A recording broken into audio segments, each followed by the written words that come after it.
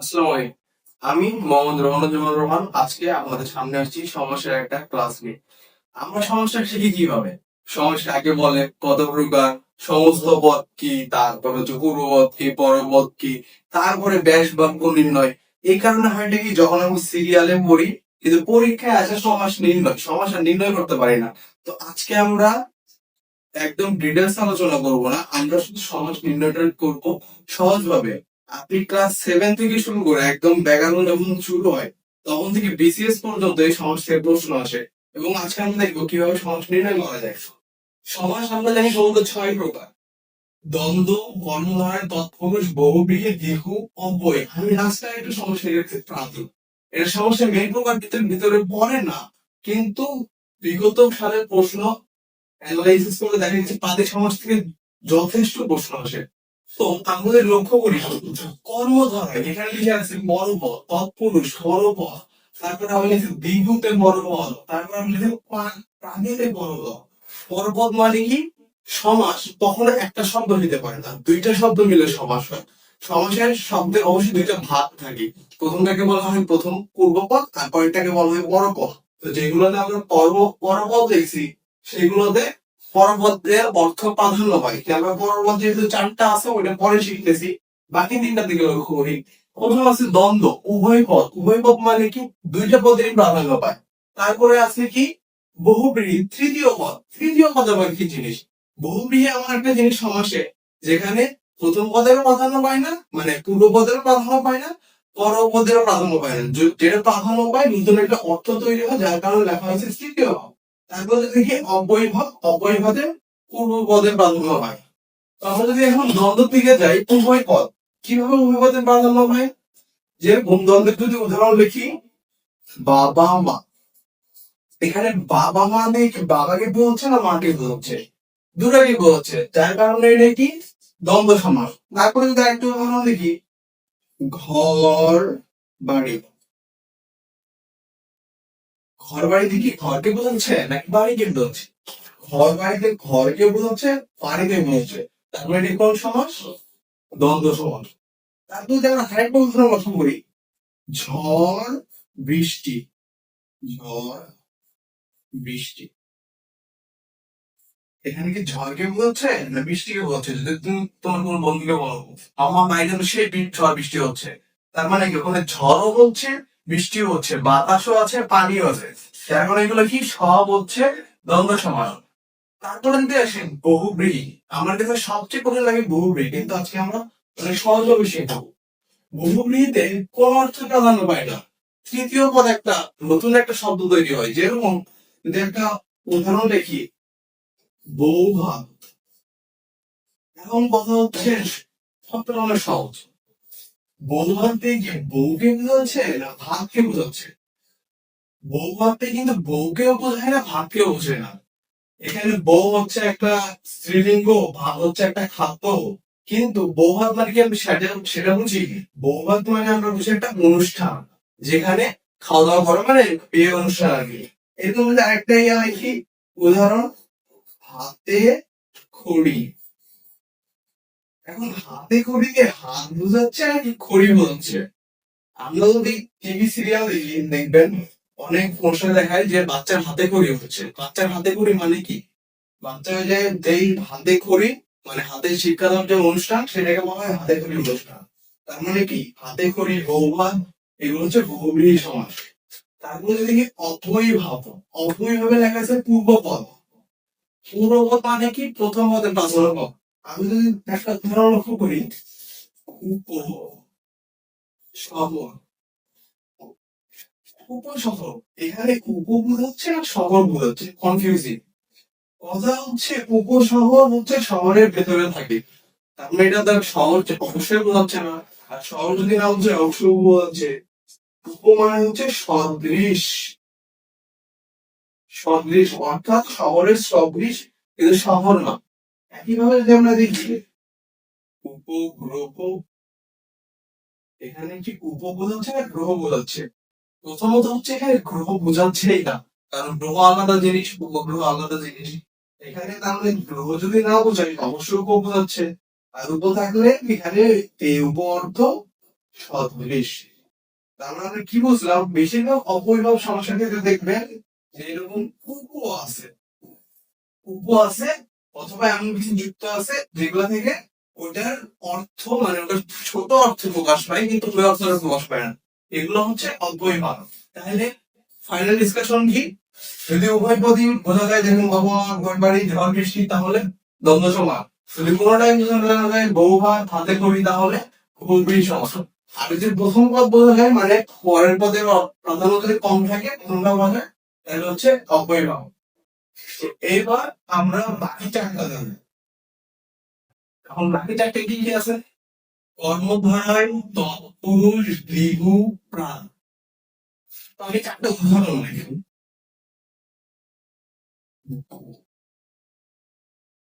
উদাহরণ যদি লিখি, মহারাজা।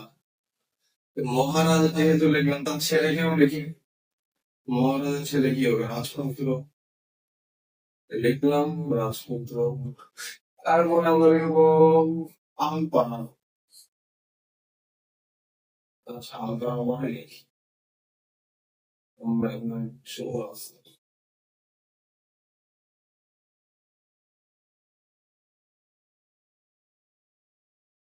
তারপরে বলছে প্রভাত। আচ্ছা, এই চারটা উদাহরণ হবে। যেহেতু আমাদের চারটা বাকি আছে, এই চারটা উদাহরণ দিয়ে খালি চারটা উদাহরণ চেষ্টা করবো। মহারাজা, এখানে কি মহা বুঝাইছে না রাজা বুঝাইছে? ঠিক আছে, এটার পরে আসতেছি। এই জায়গায় কিছু জিনিস লেখা আছে। সপুরুষের নিচে লেখা আছে পূর্বপদে বিভক্তি। বিভক্তি কি? আমরা জানি বিভক্তি সাতটা। এ হতে ষষ্ঠী যেরকম রয়, সেরকম সাতটা বিভক্তি।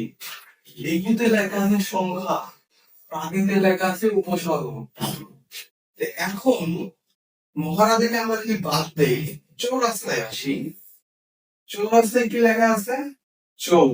চৌ অর্থ কি? চৌ অর্থ হচ্ছে চালা। চৌরাস্তা মানে চার রাস্তার সমাহার। চার দিয়ে দেখেন সংখ্যা। সংখ্যা পাইছি। এটা কোন সমাস? করে দেখি সমাস।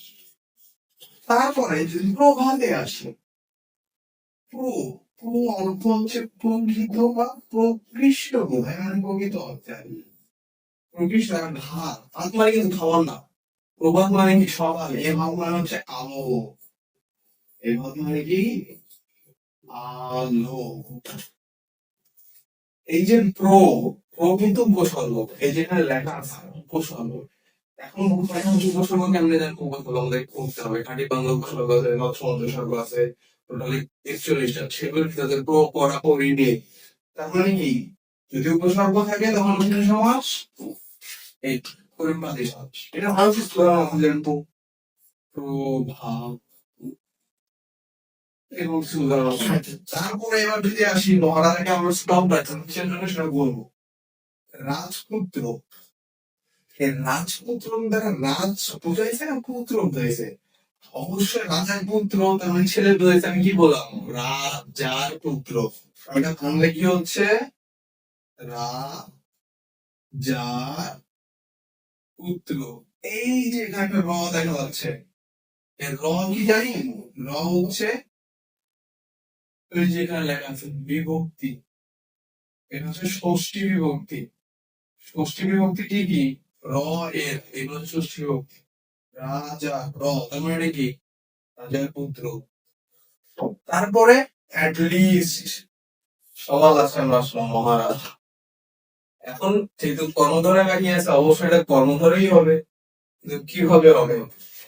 প্রথমত এখানে মহা, মহা তো বোঝাচ্ছে না রাজা, অবশ্যই রাজাকে বোঝাচ্ছে। কর্মদের প্রাধান্য।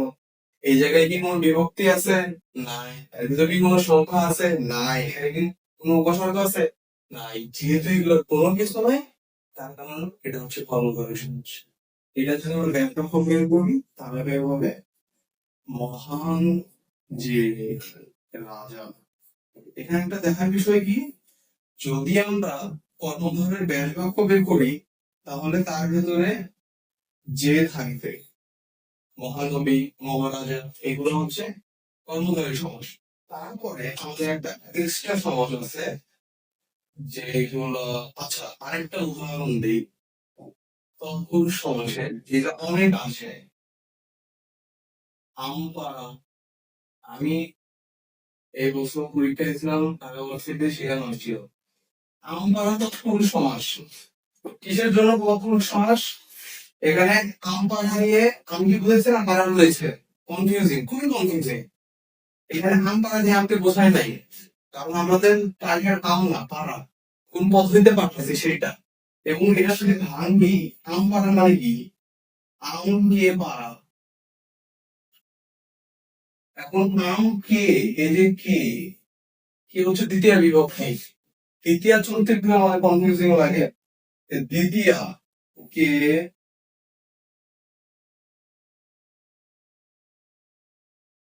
কে, রে, এ রে, এগুলো হচ্ছে দ্বিতীয় বিভক্তি। এই প্রশ্নটা খুব খুব আসে। এটা এটা হচ্ছে তৃতীয় তৎপুরুষ সমাস। এরপরে লাস্ট একটা সমাস আমাদের বাকি আছে, যেটা খুব একটা আসে না, তাও জানা দরকার। সেটা হচ্ছে নিত্য সমাস। নিত্য সমাস। নিত্য সমাসটা কি আগে বলে জানার দরকার নাই, শর্টকাটে নতুন নয় তো র থাকবে। এইটা আবার কি জিনিস, নতুন নয় তো র থাকবে। উদাহরণ দেই, গ্রামান্তর, দৃশ্যান্তর, তারপরে যদি দেখি লোকান্তর। মানে মেন কথা যেগুলো শেষে নয় তো থাকে, এইগুলা নিত্য সমাস। কিন্তু কথা হচ্ছে এটা পরীক্ষা আসে না, পরীক্ষা আসে ব্যতিক্রম একটাই মাত্র আছে, নাম শুদ্ধ। এবং এই শুদ্ধ মানে কিন্তু পরিষ্কার না, শুদ্ধ মানে গোটা, একসাথে পুরা গ্রাম মিলাই। এটা যদি গ্রামান্তরের অর্থ বের করি, গ্রামান্তর মানে হচ্ছে অন্য গ্রাম। যদি দৃশ্যান্তর বের করি, অন্য দৃশ্য। লোকান্তর বের করি, অন্য লোক। শুধু এটার ক্ষেত্রে সমষ্টি বোঝাই, এটা হচ্ছে নিত্য সমাস। তো এই ছিল আমাদের সমাস নির্ণয়ের ভিডিও। যদি ভিডিও ভালো লাগে অবশ্যই লাইক দিবেন, কমেন্ট করে জানাবেন কেমন লাগছে। পরবর্তী ভিডিওর জন্য সাবস্ক্রাইব করুন। ধন্যবাদ।